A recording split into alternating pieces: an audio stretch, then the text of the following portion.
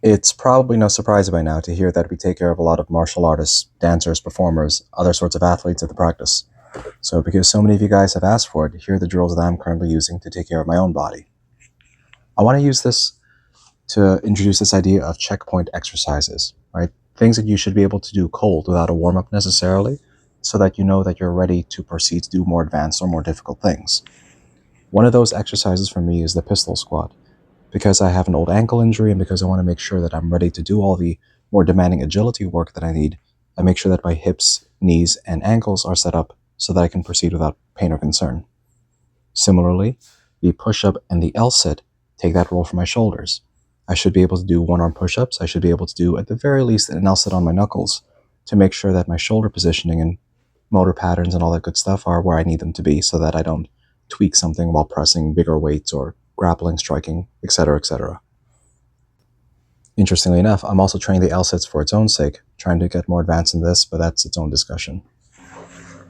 Now, the next drill should be no surprise to anybody who's known me for some time. I'm a kettlebell instructor, right? Aside from being a physician, so I need to make sure I pass my standards. I need to be able to do a 5-minute snatch test successfully with a 24 kilogram bell. That means 100 snatches in 5 minutes with 24 kilograms, as in 53 pounds, without dropping the weight, without breaking technique or form. Incidentally, one of the reasons I enjoy this test so much for its effects, not the drill itself necessarily, is it makes the cardiac demand of other activities far less demanding by comparison.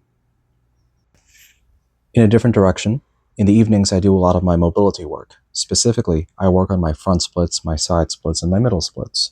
And the reason I do that is because, one, it looks cool, but more importantly, it helps keeps my hips healthy and mobile in spite of all the training that I do. Because for all the kettlebell swings, the power lifting, the deadlifts, the fighting, it's very easy to get imbalanced in such a way where my hips become too stiff to function in the broader range. So how do I preserve that? I essentially take a page from my dancing colleagues and do these drills. Interestingly enough, it's not technically important that I acquire the position, right? Whether or not I get to a front split one day, the pursuit is the treatment.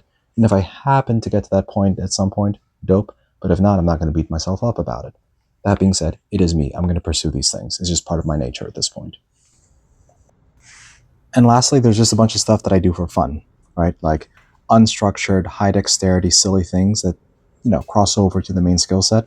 Like I taught myself how to ride a longboard as a grown-ass adult because it was the right thing to do for the sake of challenging my motor skills. Or there's this juggling drill that I was taught to do once upon a time when I was learning Filipino martial arts that I just find more creative ways to pull off.